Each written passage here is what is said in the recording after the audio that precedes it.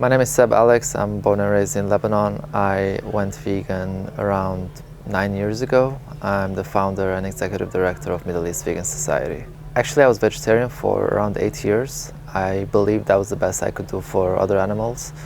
I went vegetarian because a friend of mine showed me footage of what happens in slaughterhouses, and she was vegetarian. That was her goal. And it wasn't until I was wondering why we drink cow milk that I went vegan. It just didn't make sense to me why we're drinking the milk that is made for the baby of another animal. We don't even drink human breast milk once we're older and adults.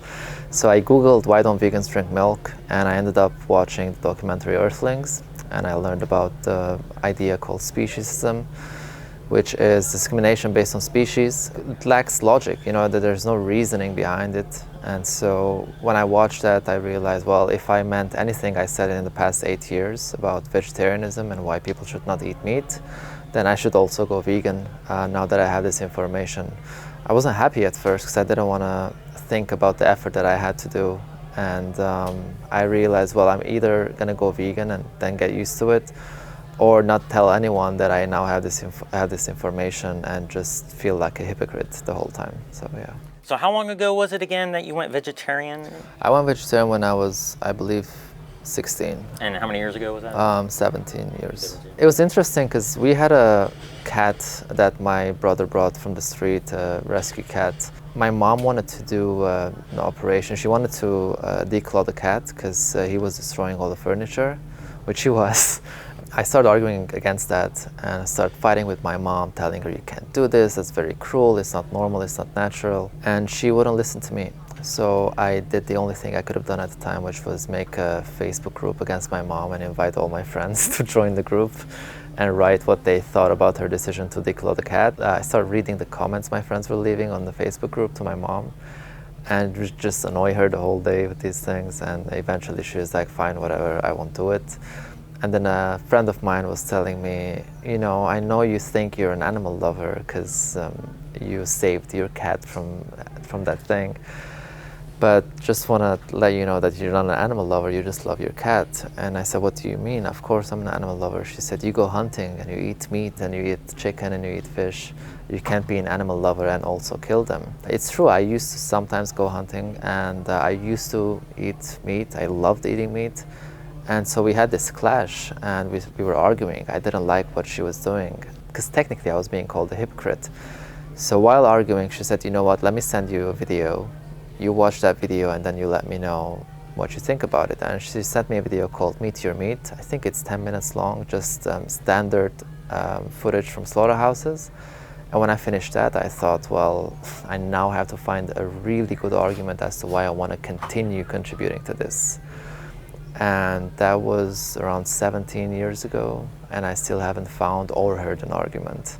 So that was it. That was why I went vegetarian, yeah. Were you a pretty heavy meat eater before, and was it easy to transition into vegetarianism? Yeah, I mean, when I was 17, that's when I went vegetarian, so I still lived at home. My mom was mostly the person cooking, so I would just eat whatever was provided on that day. And I wouldn't say I was a heavy meat eater, but I definitely ate either chicken, meat, or fish on, I don't know, probably 4 to 5 times a week. Not because we were obsessed about meat, but I believe my mom always had the idea that this is what you're supposed to give to your children so they're healthy.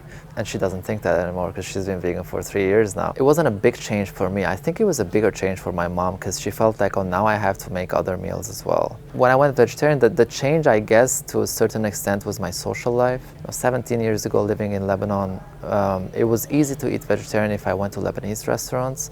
But whenever we went out to, let's say, some American diners, places like that, they ended up having vegetarian options. But in the beginning, sometimes it would be difficult in the social context. I mean, but that was 17 years ago. That's no longer the case. When I went vegan, I was no longer living in Lebanon. I didn't find it that difficult, to be honest. I remember having one moment the day after I decided to go vegan. I opened the fridge and I was gonna take a type of yogurt that we have in the Middle East. It's called lebne. It's a bit more firm than yogurt. And I absolutely loved that. It was one of my favorite breakfasts and dinners, or like any type of snack in the middle of the day, like I went for labneh. I reached out to grab it and I realized, oh wait, I can't eat labneh, I'm vegan now. It's like my first day officially. Yeah. And for a moment I thought, man, this is gonna be difficult. But I had just watched Earthlings the day before. And I asked myself, what is more difficult? My temptation now and fighting that temptation to eat this food, or what the animal went through for this food to be in the fridge right now. And that was just simple. No one in their right mind would claim that they are the victim in that situation. You know, there are sentient, living, feeling animals out there who are being tortured and killed and have their basic moral rights violated for these products.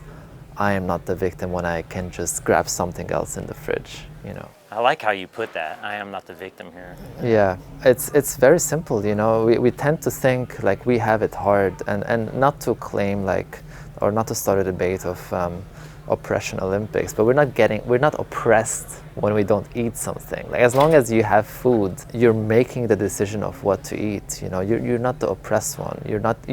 When I don't pick up something that's made from animal products, my rights are not getting violated.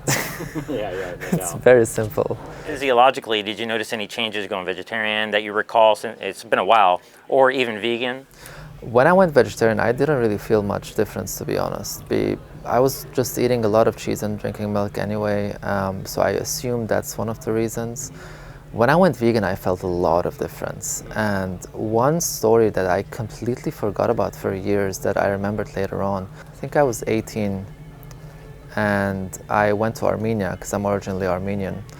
And I was hanging out with a friend at this place in the city where you can walk up the stairs for like 20 minutes and then you have an amazing view on the capital, Yerevan.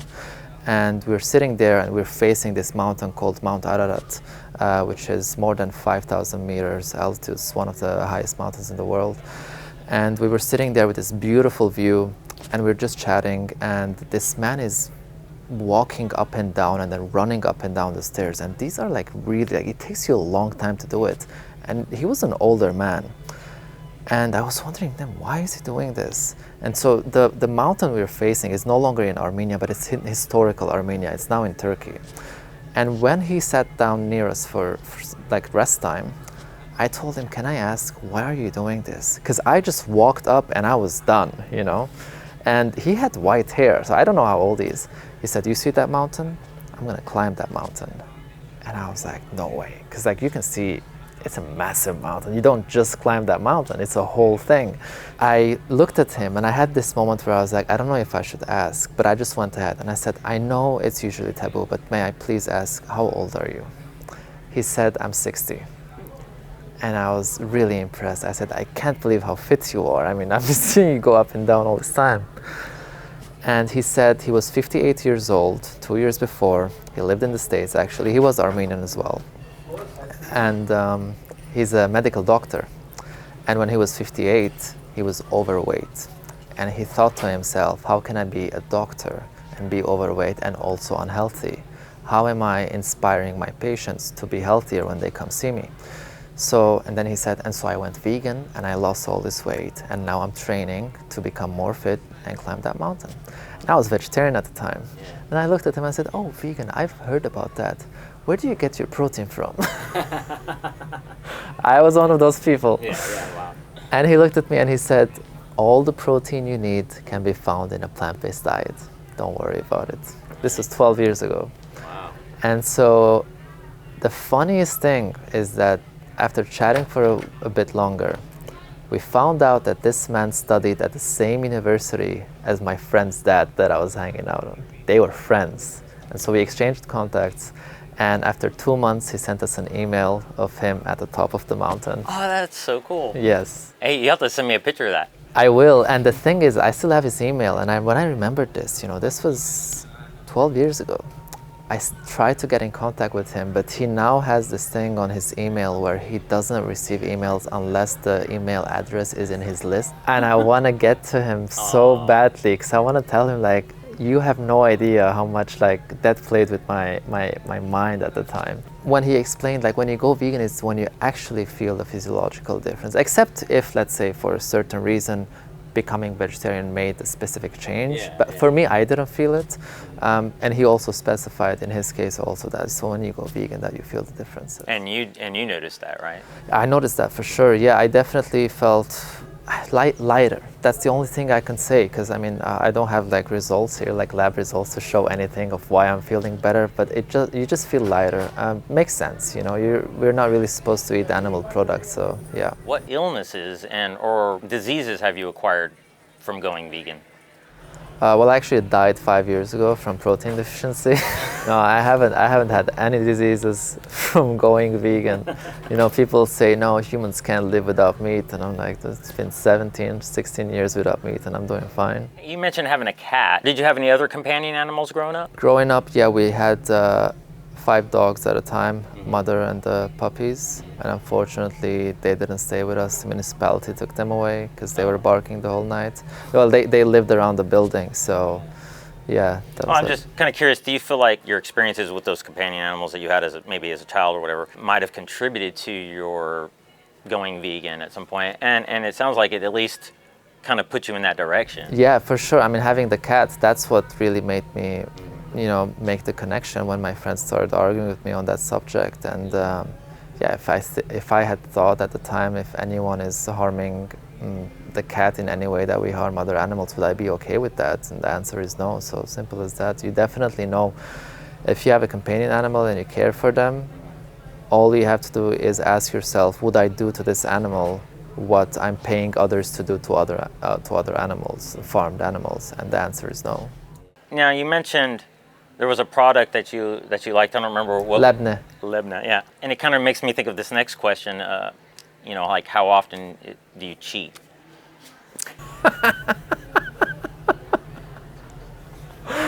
Oh man, never.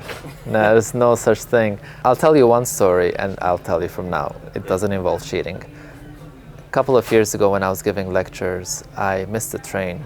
I was supposed to take a train to go from one city to another in Germany for a lecture. Because of that, I had to take another train and miss that time frame that I had to grab something to eat before my lecture.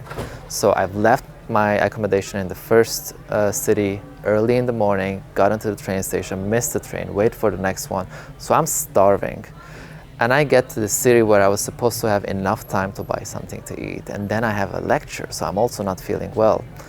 And I try everywhere in the station. There's nothing to eat. And I go up to this one place. It was like a kebab place. And I looked at him and I said, do you have anything vegan? The man didn't even know what vegan is. And I said, something with no animal products. And he said, no. And I looked around and I saw bread and lettuce.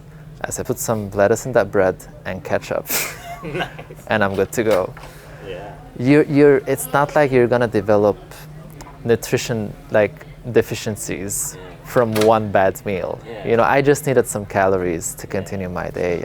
You would never cheat for that. That doesn't make sense. Yeah. Do you include humans in the equation of compassion, you know, in respect to, you know, what veganism is about?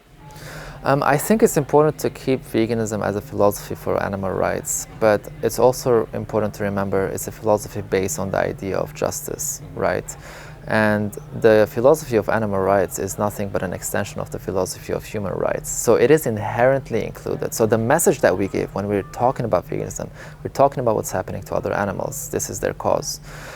But the underlying understanding of what we're talking about is based off of human rights. So when we believe in human rights, what do we mean? Do we think all humans are the same? Of course not. We're not the same. You know, we all look different, sound different, have different cultures, backgrounds, talents, IQ levels, creativity. We understand as believers in human rights that although we have these differences, they are not morally relevant differences. Therefore, we deserve equal rights, right? That's the whole idea of human rights, that although we're not the same, we're equal when it comes to our rights. So you cannot have any more rights than I have based on such irrelevant differences such as skin color or eye color. When it comes to animal rights, it's exactly the same thing. You know, we have so many things that are not the same with other animals. They don't speak the languages that we do, just the same way as you and I, or sometimes don't speak the same languages. They don't look like us. They don't have the same type of skin. They don't walk sometimes on the same amount of legs. Sometimes they don't walk at all. They don't live in the same environments as us. There's all these differences, but none of them are morally relevant differences. Therefore, they deserve basic moral rights. Now, it's important to note that they don't deserve the same rights as humans, as in they don't deserve like the right to vote. But that's because that's irrelevant for them. They deserve the rights that are relevant for them, that are important for them.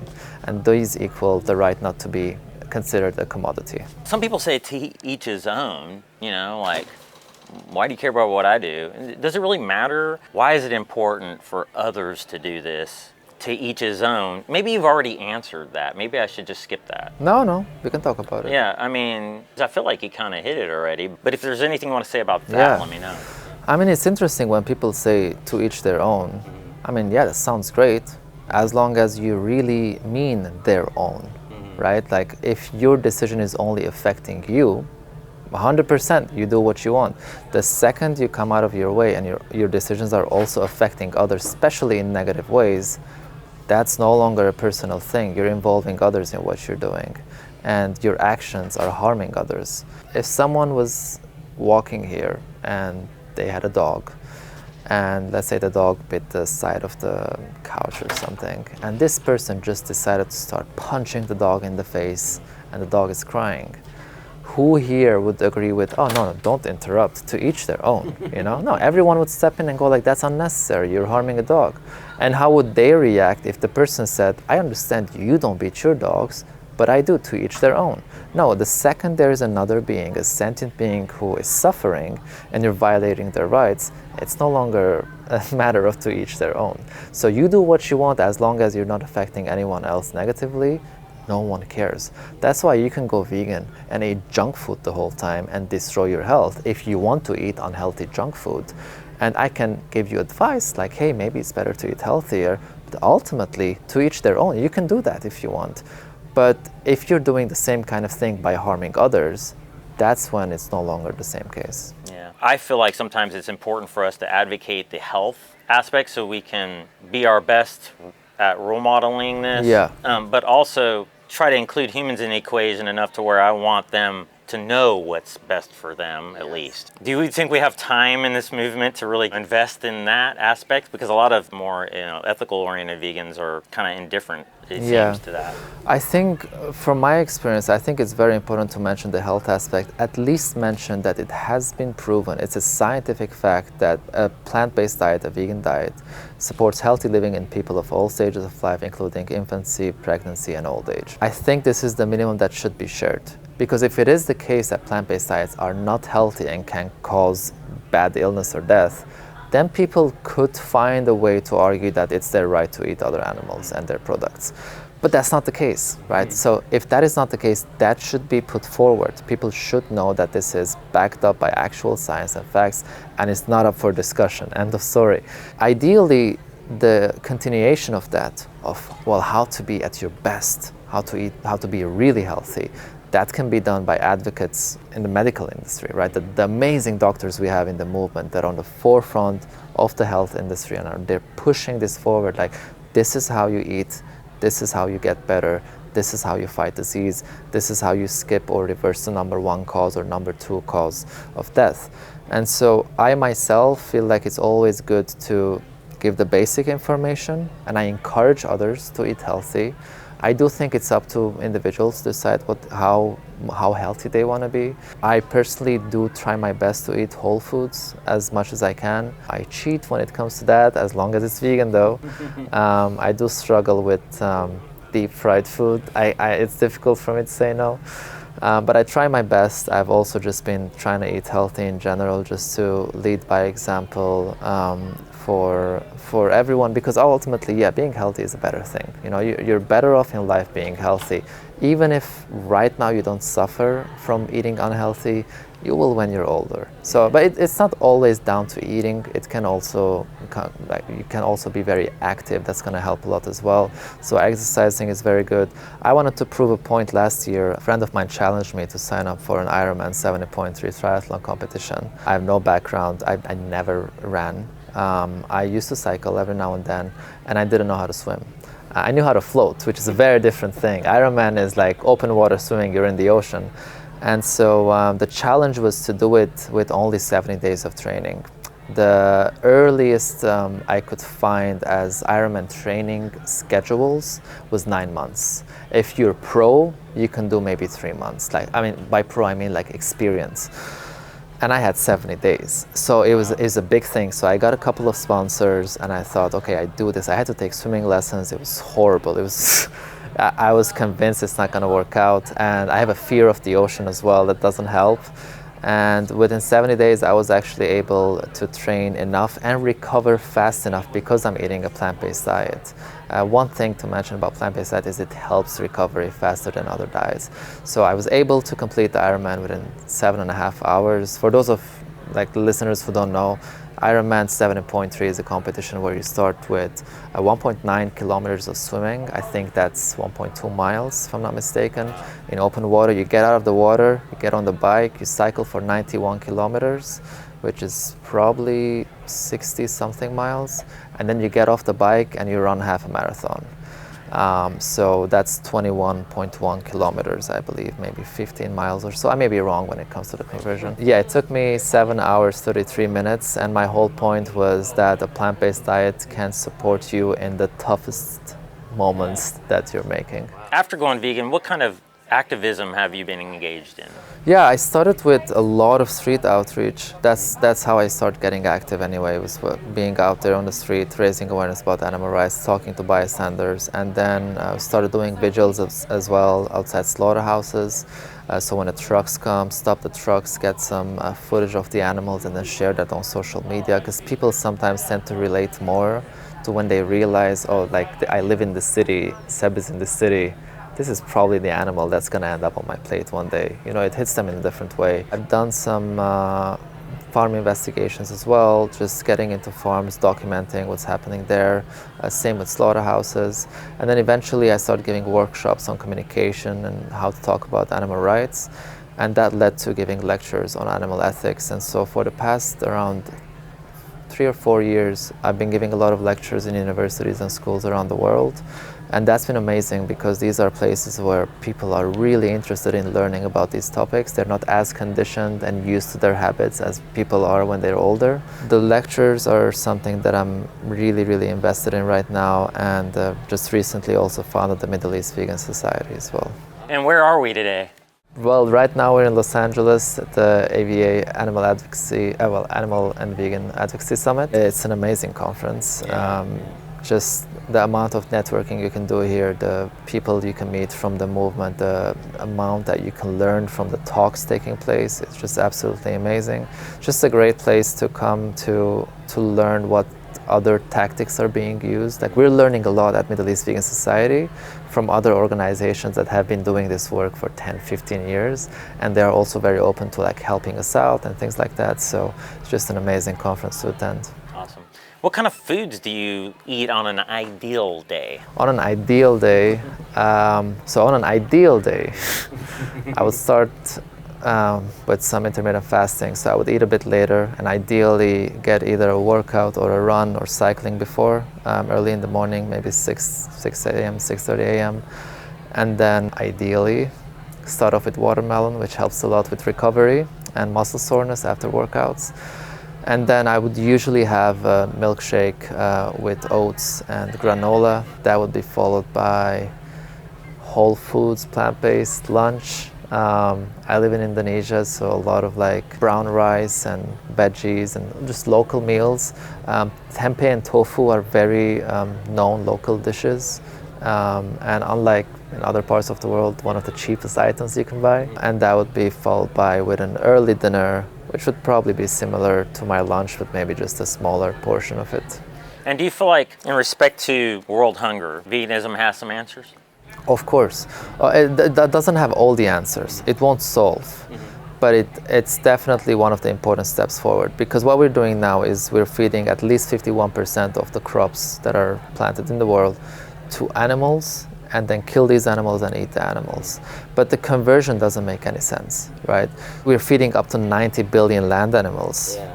So if we can feed 90 billion land animals, and a lot of these animals are bigger animals, right? So cows, for example, they're not the biggest in numbers, but they're big in size, or pigs, or sheep, and other animals. Depending on what they eat, they have to eat a lot before they are at the age of slaughter, as the industry would refer. So we're wasting a lot of calories and protein and nutrition sources on these animals to then kill them and eat them, right? So the idea is you just skip that part. You don't breed these animals into existence, you don't feed them, you don't give them water, causing water depletion. You just immediately feed the humans, right? And a lot of these crops come from countries that are selling the crops to countries in the global north when their own people are dying of hunger, right? So it doesn't solve. It's definitely part of the solution, because when you're going to solve it, you're going to have to get more into capitalism and system change as well. So we can't make the claim that veganism can solve world hunger. But we can make the claim that a plant-based food system is one of the biggest steps we can take in ending world hunger. That's for sure. What are the kind of topics you talk about at a university? Strictly animal ethics and philosophy. So I get the invitations often from animal law courses or philosophy courses, or sometimes student groups set it up. And so I talk about animal rights as a philosophy, how we think about other animals, and the fact that the idea or the philosophy of animal rights is the same as the philosophy of human rights. So I just want people to see, I'm not teaching you something new.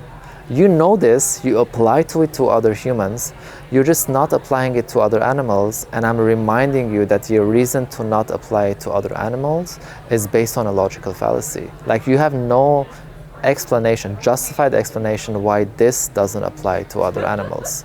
And so it all comes down to that. I just want to raise awareness that this is not something new. We all believe in this when it comes to each other. And for some reason, because they belong to another species, we're skipping that part. And the idea of, we can't apply to them because they are, let's say, it's a cow. You're just naming a biological fact, because it's a cow. How is that an argument? Or because we're omnivores. That's just a label, right? Yeah, exactly. And the thing is, someone can even make the argument, like, let's say we are omnivores, all right? Let's say we get scientific proof that we are omnivores. What does that mean? That we can survive on a diet based on plants and animals, or only plants. So we can survive on only plants.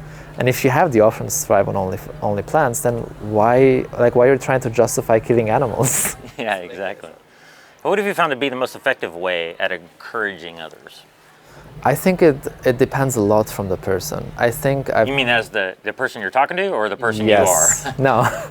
Well, actually both, because some people have it in them, a way of communication where they can be very strict and in your face. Like Joey Carbstrong? I was thinking Gary Yourofsky. Oh yeah, I like him. Yeah. And still not get you feel offended. I remember when I first watched Gary Yourofsky's speech. That's what made me go vegan, by the way. I'm not surprised. And I watched it after I watched Earthlings. When I first watched it, I finished and I thought, you're yelling at me, but I'm not even upset. Yeah. I feel like I deserved it. Yeah. And some people can do that. Yeah. Some others can try the same thing and it doesn't work. Yeah. You really, it's a personality thing, I believe. Yeah. So I think it depends a lot. With some people, shaming works. With some people, positive reinforcement works. With some people, the ethical aspect can click straight away. With some people, they're going to start with the health aspect and then eventually switch, or the environmental aspect. So it depends a lot. What's important is that we try. It's the best part. Yeah. Why do you think some people quit? I think the reason people quit is because they never understood the philosophy of animal rights. Veganism is so big now that people can just learn about the idea of being a vegan from an Instagram page. of someone eating a diet of 800 calories and losing weight and then portraying it as this amazing diet. And then they think, this is what a vegan is. And they do the same. And they don't feel good. And I'm not surprised because you're not eating enough calories. And then you start eating meat. And then you're going to say, I feel better. Of course you feel better because you're eating more calories now. So they're missing the philosophy part. And that's why I think it's very important. Although I'm all for advocating for plant-based diets when it comes to environment and health, I also think a lot of people should be talking about the ethical aspect of veganism so that people don't make this, I'm going to go back to eating other animals and their products. Yeah, because like 80+% of diets fail. And if you don't have the ethical underpinning, what's really holding you? You know, if you have the ethical underpinning, then you're going to find a way to make it work, right? Yeah, and it's also like if you know that science has shown that this is possible, are you trying to say that science didn't apply to you? Yeah. Yeah, I know. So often people say, oh, well, no, it's not a one diet fits all. Well, what about you though? Let's not try to talk about everybody, and it's not like some people are lions and some people aren't, It's just kind of weird, do you think we'll see a vegan world? I hope. Do I think it will be in my lifetime? I doubt. Yeah. What about lab-grown meat? It might help. So lab-grown meat, it's still going to be quite some time until it's common. Yeah. It will definitely help. It will help a lot. But lab-grown meat is there to remove a massive part of the breeding of other animals, right? Like the numbers. So the numbers are going to disappear. But lab-grown meat doesn't challenge philosophy. It's an item to be used for a better world, right? It's one tactic. People can still hunt and eat, even if there is lab-grown meat. People can still wear leather or fur or other animal products, Lab-grown meat, again, is like the thing we talked about with world hunger. Like it's not a one thing that's going to solve it all. It's just one of the steps, right? We're going to need it to reduce the number of animals who are suffering and getting bred into existence and then killed. I believe that if we do see a vegan world, very probably it will be triggered by a catastrophic event that's going to make us fight for our survival, right? So something probably either pandemic or environmental related, and that's going to make us realize, all right, we can't do this anymore. Yeah. Yeah, I was kind of hoping that would happen with COVID. Yeah, me too. Me too. You would think that people would come to that conclusion. And I know some people can say it didn't come from animals, but that's just one virus. There are still many other viruses that we know came from. Yeah. Now, recently there was somebody saying that they're no longer vegan, but they're still vegan in my mind because they're trying to be as compassionate as possible, but obviously you're not because they're saying egg is okay. Yeah. If the chicken is just leaving it there, essentially. Yeah. How sustainable is that? And then inevitably that's going to result in violence. Exactly. So I was kind of curious if you had the same thought. In a world where animals and their bodies are seen as commodities, there is no harmless way to eat eggs. The second you do that, you are confirming the commodity status of animals and the idea that they are here as resources.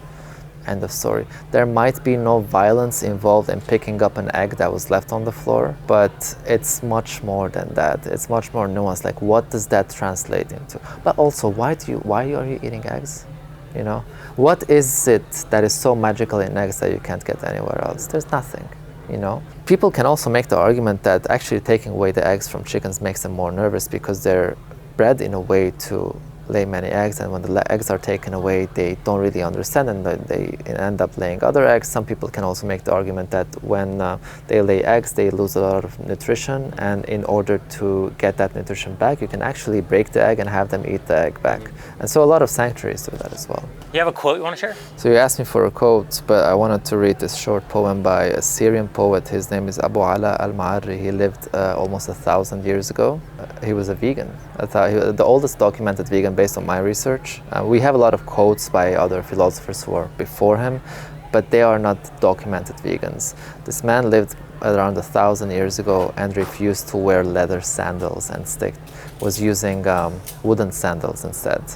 And I've even found some scripture showing him debating an Egyptian leader about animal rights in letters back and forth. The poem is called I No Longer Steal from Nature. It says, "You are diseased in understanding and religion. Come to me that you may hear something of sound truth. Do not unjustly eat fish the water has given up, and do not desire as food the flesh of slaughtered animals, or the white milk of mothers who intended its pure draught for their young, not noble ladies. And do not grieve the unsuspecting birds by taking eggs, for injustice is the worst of crimes. And spare the honey which the bees get industriously from the flowers of fragrant plants, for they did not store it that it might belong to others, nor did they gather it for bounty and gifts. I washed my hands of all this, and wish that I perceived my way before my hair went gray." 1,000 years ago. Wow. Yeah. Excellent. Well, thanks so much for your time. Thank you. I'm sure you're anxious to get to the conference. Thank you. Thanks a lot.